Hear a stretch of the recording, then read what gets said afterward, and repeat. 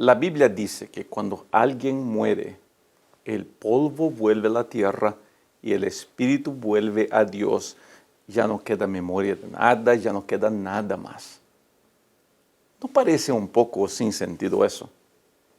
¿No parece un poquito como que le está faltando algo, como que le está faltando un poco de sazón a esta conversación? La lección de esta semana nos va a explicar cuál es el próximo paso, qué es lo que pasa después de la muerte. Es bien interesante y usted no se lo puede perder.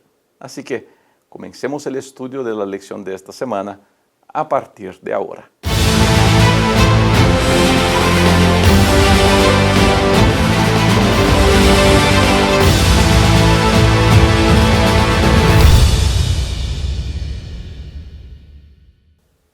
Muy bienvenida, querida amiga y querido amigo aquí a mi canal. Soy el pastor Rubén Bullón y usted pues ya sabe que estoy aquí para ayudarlo a vivir su mejor versión en este año 2022. Este video es el estudio de la lección de la escuela sabática, lección de número 4 del cuarto trimestre del año 2022. Y el título de esta lección dice así: La esperanza del Antiguo Testamento. El verso para memorizar dice de esta manera: Por la fe Abraham, cuando fue probado, ofreció a Isaac, y el que había recibido las promesas ofrecía su unigénito, pensando que Dios es poderoso para levantar aún de entre los muertos, de donde en sentido figurado también le volvió a recibir. Hebreos el capítulo 11, los versos 17 y 19. Estaba diciendo al comienzo de esta lección de que la idea de después de la muerte no existe nada, para muchos suena muy vacía. En especial en estos tiempos de películas, de series, de Netflix, de streaming, donde la idea que se da es que después de la muerte uno va a algún otro lugar o el espíritu anda viajando. Entonces, basado en eso, como que le falta un poquito de sazón a la historia. Pero la lección de esta semana nos va a presentar la esperanza en relación a la muerte. Y la esperanza en relación a la muerte es algo que aparece muchas veces en el texto bíblico y nos vamos a detener solamente en el Antiguo Testamento de esta vez. Estamos hablando sobre la resurrección. Cuando Jesús fue a resucitar a Lázaro, Marta, su hermana, le dijo: sí, Señor, resucitará en el día de la resurrección de los muertos. Pero ojo, que eso era lo que ellos sabían de la tradición judaica. O sea, ya estaba conocido en los registros bíblicos la idea de la resurrección. Y es el concepto bíblico de resurrección que nos ayuda a entender el concepto bíblico tanto de vida como de muerte. Entonces, me permite una sugerencia: si usted está llegando a mi canal por primera vez, está mirando este video de primera, así sin haber mirado las otras lecciones, quisiera invitarlo a volver y a mirar las otras lecciones, porque le va a ayudar a entender qué es lo que estoy hablando aquí. Mucho de lo que voy a hablar en la lección de esta semana tiene que ver con lo que ya estudiamos en la lección 1, 2 y 3. De paso, quiero decirle esto: el autor de esta lección fue uno de mis maestros en la universidad, uno de los buenos maestros que tuve, con quien mantengo una muy buena relación hasta el día de hoy. Es el profesor Alberto Tim. Y hoy día mismo, antes de grabar esta lección, estaba hablando con él al teléfono, planeando que con él grabaremos la lección que cierra este trimestre. ¿Está bien? La lección que cierra este trimestre.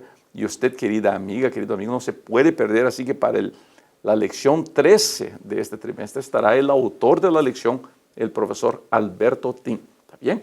Así que vamos a seguir el estudio de esta semana, que nos va a ayudar a entender un poquito de la esperanza de la resurrección.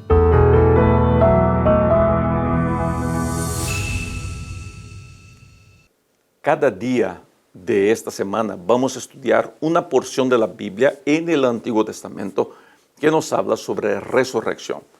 En la lección de domingo que nos toca estudiar ahora, vamos a hablar sobre Job. Y para entender lo que Job habla sobre resurrección, tenemos que leer lo que dice la palabra de Dios. Así que, por favor, acompañe en pantalla la lectura de la Biblia. Yo sé que mi Redentor vive y al fin se levantará sobre el polvo.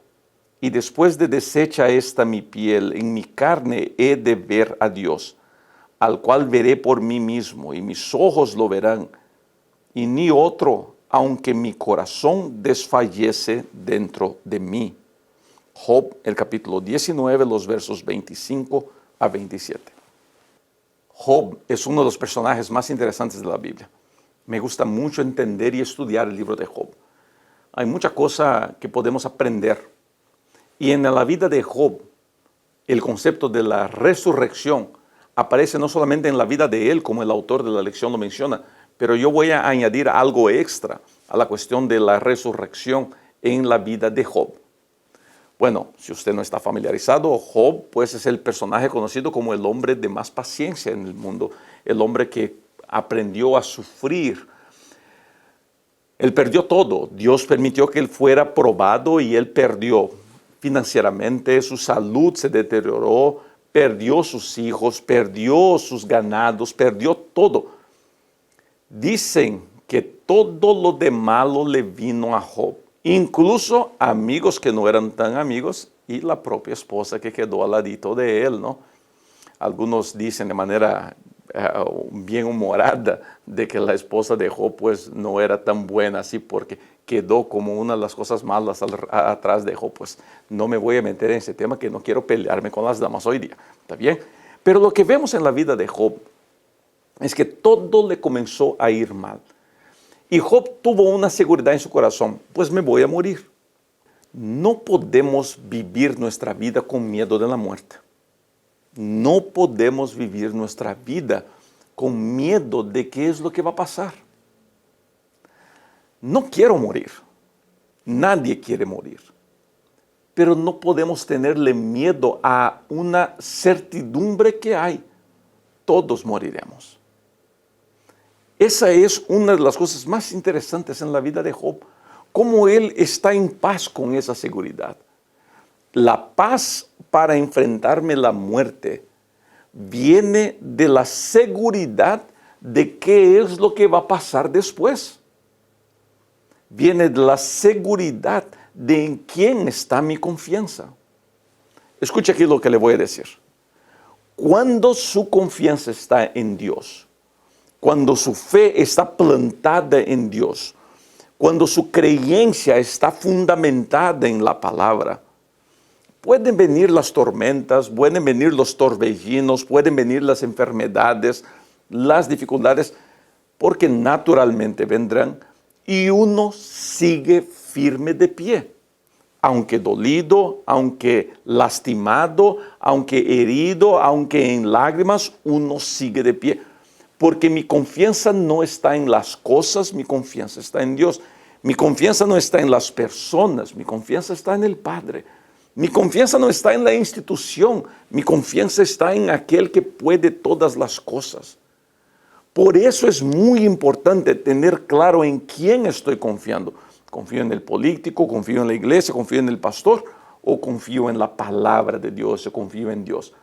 Esa pregunta solamente usted la puede contestar. Job deja claro que su confianza está en Dios. Y él menciona aquí de que en mis ojos veré. Voy a repetir lo que dice Job 19, 25. Yo sé que mi Redentor vive y al fin se levantará sobre el polvo. Después de deshecha esta mi piel, ojo aquí, en mi carne he de ver a Dios. Aquí está la referencia de Job a su resurrección. La seguridad de la resurrección me ayuda a enfrentar la muerte. Pero les dije que iba a añadir algo extra aquí a la cuestión de la resurrección en Job, que es al final del libro, y me gusta mucho esta referencia. Al final del libro vemos que Dios le va devolviendo a Job todos sus bienes. Le devuelve a Job su casa, le devuelve a Job su ganado. Y la Biblia añade esto: que Dios le devolvió a Job 2 veces todo lo que él perdió. Entonces tenía 14,000 ovejas, tenía 7,000 ovejas, pasó a tener 14,000 ovejas. Tenía 5,000 ganados, pasó a tener 10,000 ganados.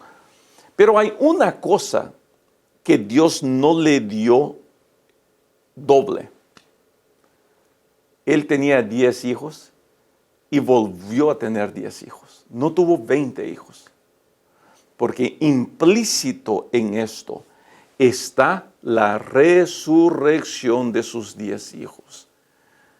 Y cuando llegue el día de la resurrección, Job tendrá entonces cumplidas integralmente esa promesa con sus 20 hijos. Escuché a un pastor hablando sobre eso y me llamó mucho la atención esa idea de que la resurrección está implícita en el hecho de que Job recibe solamente 10 hijos. Queridos, podemos creer de que Dios nos resucitará por su poder de Él. Mantén tu confianza en esa promesa de Dios.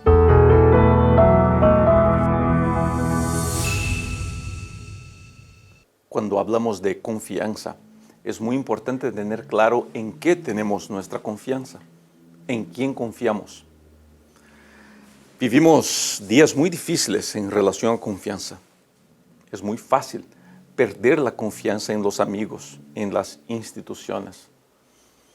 Mientras estoy grabando esta lección, están ocurriendo las elecciones generales en Brasil, país que he aprendido a amar, donde he sido creado, mi esposa es brasilera, mi hija más grande es brasilera, mi familia vive en Brasil.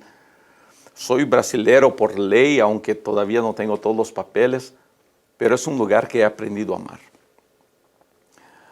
Y me llama la atención las elecciones, porque leo las noticias, leo en los medios sociales, cuánta gente diciendo así, yo confié en el presidente y él hizo esto.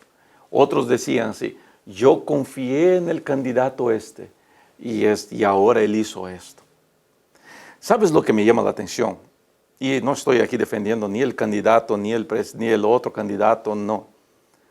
Es cómo las personas logran poner su confianza en lo que no es digno de confianza. Candidatos políticos, por ejemplo.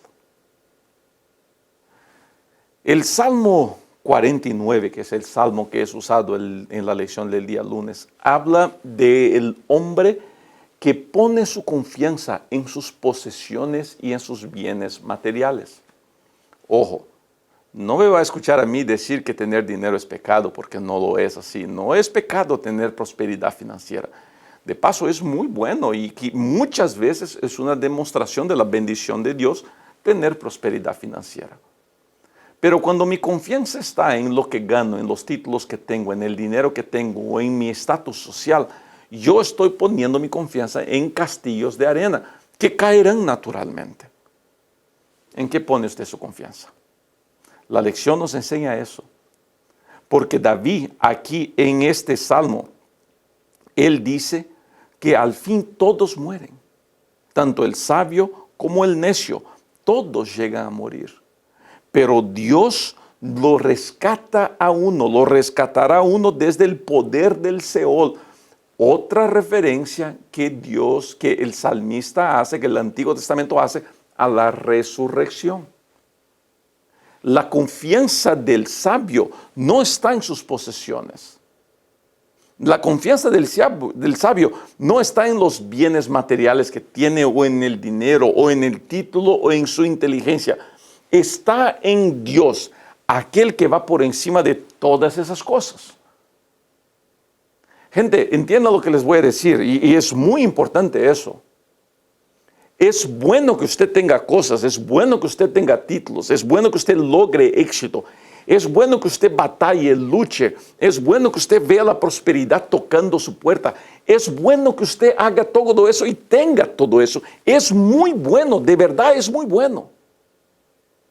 Pero entienda, por favor, entienda eso hoy día, por favor. Todas estas cosas son pasajeras. Todas esas cosas son castillos de arena. que un día caerán. Si usted quiere tener paz en su corazón, su confianza tiene que estar en aquello que no cae, que no es destruido. Y eso es Dios, la palabra de Dios en el poder de Dios. Confíe en Dios 100% y le garantizo que usted verá victorias en su vida. Lo que pasa aquí en la lección del lunes es que el salmista presenta gente confiando en todo menos en Dios. Pero al fin, cuando la muerte llegue, no importa cuánto dinero tuve, cuánto dinero gasté, qué tantas propiedades tengo, al fin del día, lo único que importa es en quién puse mi confianza. Y es muy importante que nuestra confianza siempre, siempre esté en Dios.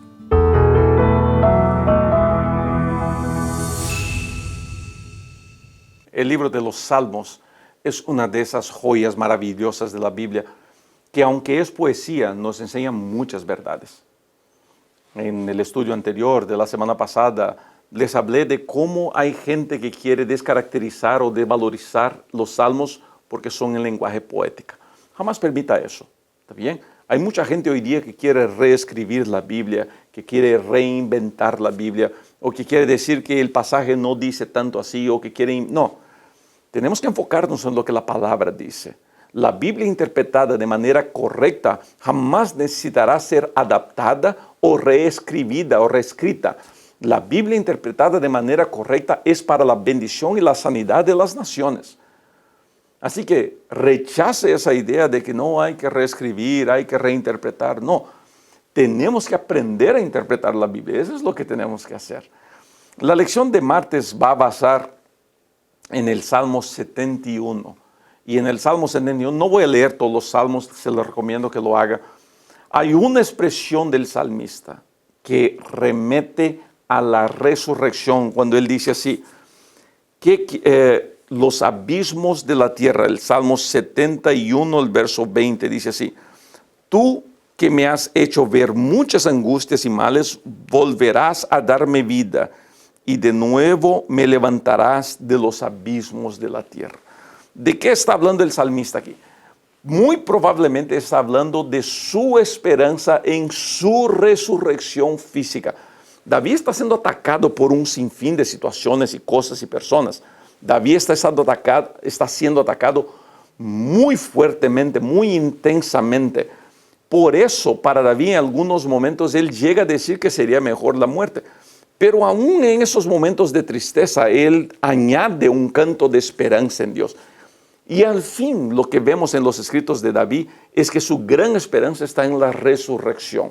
Está en el hecho de que él será resucitado con otras personas. Mira, la expresión, dice la lección, abismos de la tierra podría entenderse literalmente como una alusión a la futura resurrección física del salmista. Gente, ¿qué es lo importante aquí? Uno, destacar que David predicaba la resurrección, que eran parte de sus enseñanzas, que la resurrección era algo real para el pueblo y que el pueblo debía creer. El salmo era pues el himnario del pueblo y ellos cantaban esas verdades, ¿está bien? Pero en segundo lugar, lo que podemos sacar de esta lección es cómo la promesa de Dios es poderosa.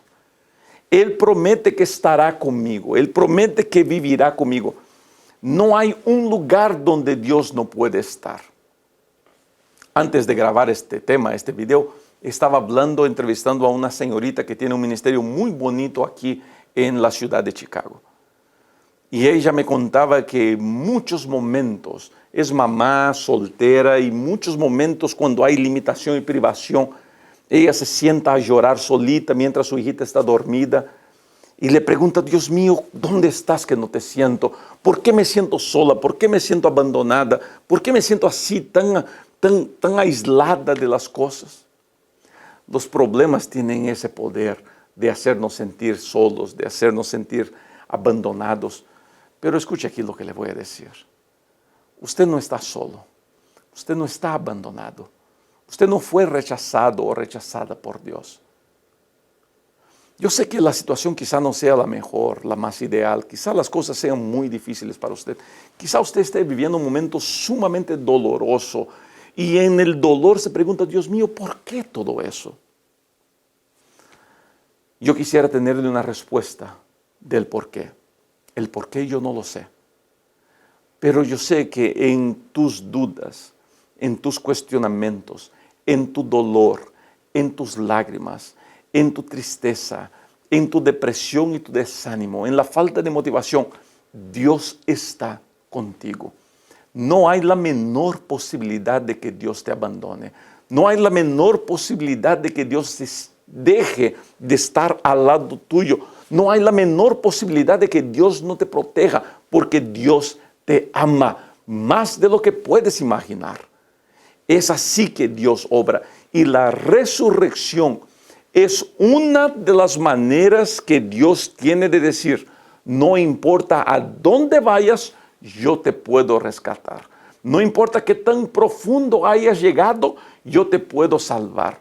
No hay una persona que pueda ir a un lugar donde el brazo de la gracia de Dios no lo pueda alcanzar. No hay un ser humano que pueda llegar a un punto tan malo, tan bajo y tan profundo que no pueda ser alcanzado por Dios. Usted no ha ido demasiado lejos. Usted no ha ido a un punto sin vuelta. Dios está con usted. Él lo va a rescatar. Él lo va a salvar. Esa es la promesa de Dios. Confíe en esa promesa. Cree en esa promesa. Declare hoy día en el texto, ahí en los comentarios, Señor, gracias porque me alcanzas todos los días de mi vida. Escribe esa oración en los comentarios. Que esta sea nuestra oración del día y la confirmación de nuestra fe.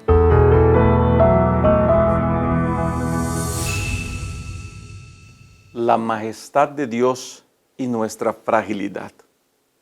Ese contraste se presenta en el libro del profeta Isaías.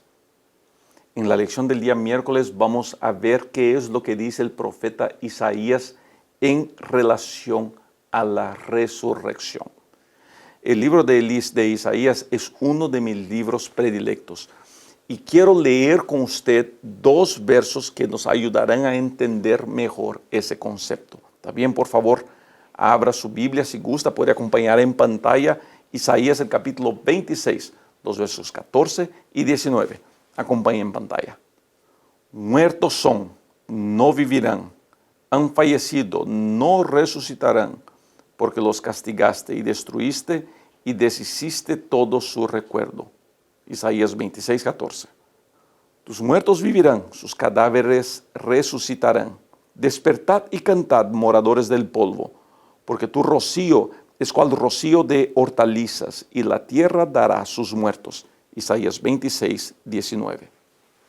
El profeta Isaías añade aquí una nueva información de que habrá gente que resucitará y otros que no resucitarán juntamente con estos.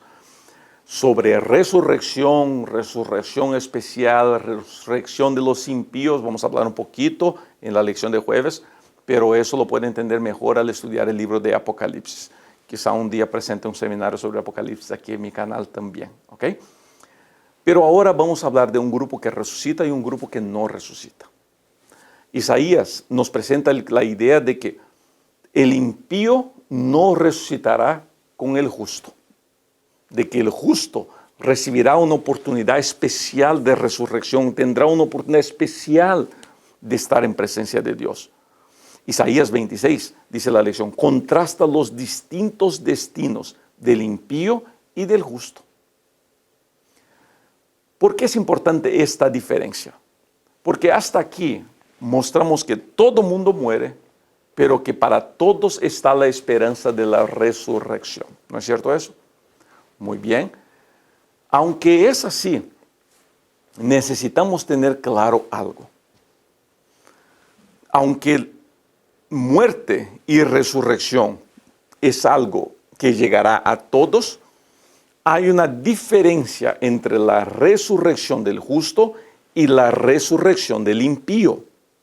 esa diferencia tiene que ser clara para nosotros. Esa diferencia tiene que hacerse ver en nuestra vida. ¿Por qué? Porque es importante que nosotros sepamos tomar nuestras decisiones de seguir y obedecer a Dios.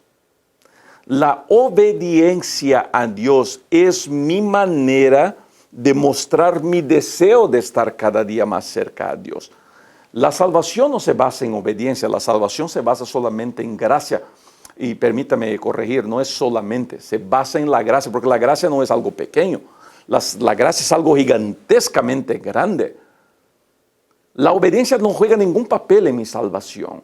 No juega ningún papel en el hecho de que sea justo o impío. El justo o impío tiene que ver con mi aceptación de la gracia de Cristo. La obediencia juega el papel en mi desarrollo como justo, en mi desarrollo como persona que quiere seguir a Cristo. Isaías pone estas diferencias. Ahora, querido, y aquí es muy importante, yo sé que quizá no sea el tema principal de la lección, pero es muy importante que estas cosas queden claras para nosotros. Jamás tome para usted la responsabilidad de decir quién es justo y quién es impío. Todas las veces que las iglesias hacen eso, cometen un error grandísimo. Todas las veces que las personas cometen ese error, no se dan cuenta, pero están intentando jugar el papel de Dios. Y no hay nada, ya dije eso, no hay nada más satánico que querer ponerme en el lugar de Dios. Cuando yo reclamo para mí el derecho de decir quién se salva y quién se pierde, quién es justo y quién es impío, yo me estoy queriendo poner en el lugar de Dios. Pero pastor, todo me muestra de que ese es un impío. Pero aunque todo le muestre, usted no tiene, así como yo tampoco tengo, la habilidad de leer el corazón de las personas. Por eso no podemos condenar. Por eso la Biblia me pide para no condenar, para que el juzgar, el condenar jamás sean parte de mi vida, jamás sean parte de lo que soy. La Biblia hace la diferencia entre justo y impío. Y usted, querida amiga, querido amigo, haga la misma diferencia, pero no en relación a los demás, en relación a usted. Y si logra eso, estará logrando mucho.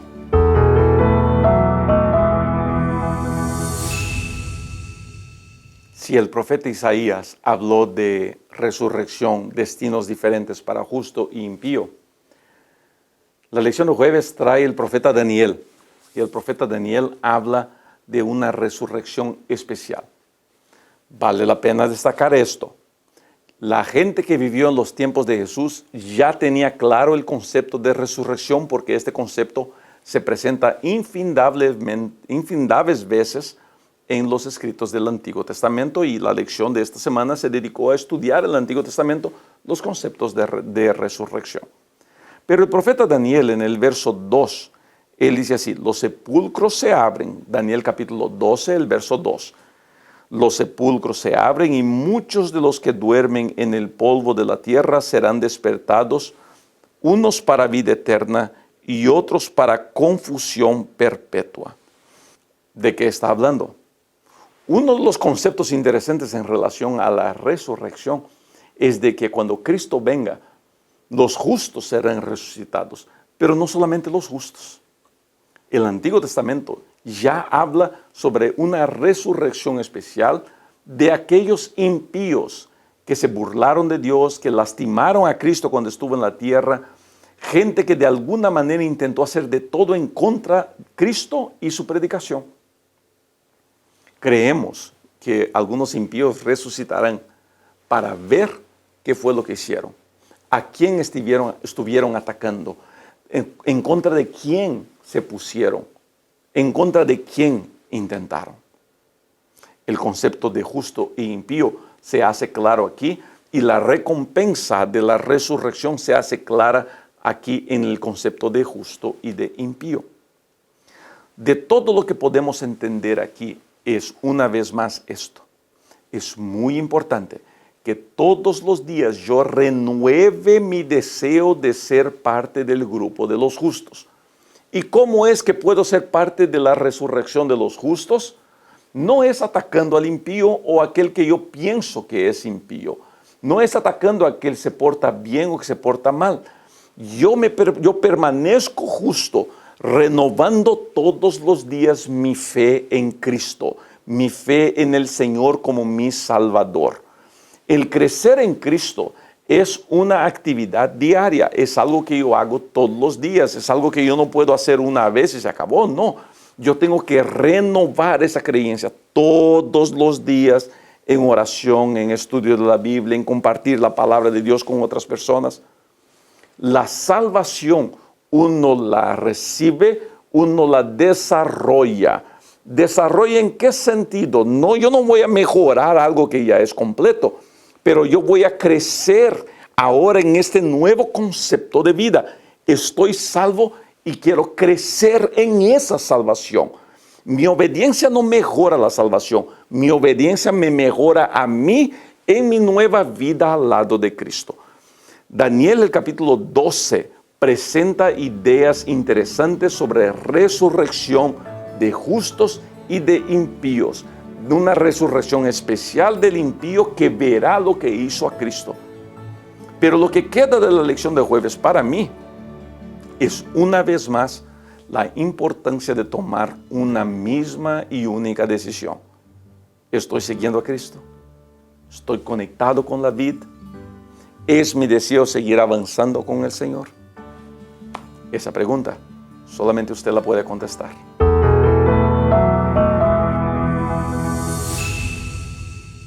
Una de las preguntas más comunes en relación a resurrección es: ¿y qué pasa con los que murieron y se desintegraron?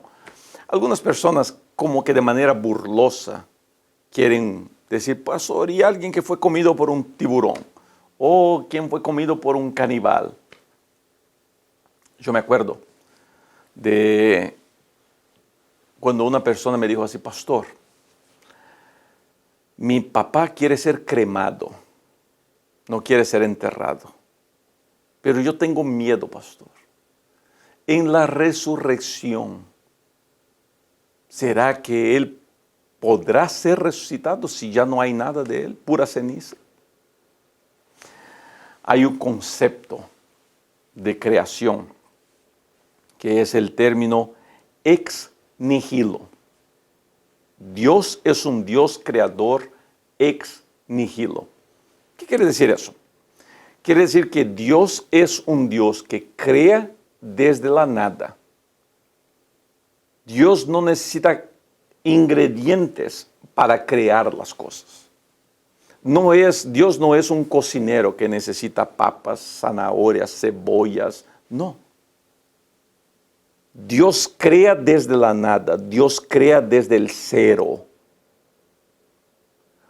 Si Dios tiene el poder para crear desde la nada, ¿por qué comienzo yo a pensar de que ese Dios no tendrá poder de resucitar de la nada? Dios puede hacer eso y Dios hará eso porque es un creador, una vez más, el término ex nihilo. Así que no se preocupe: pastor, me cremaron, pastor, ¿qué pasará con este? ¿Qué pasará con el otro? Lo que pasará es que el poder de Dios se mostrará una vez más fuerte que el poder de la muerte.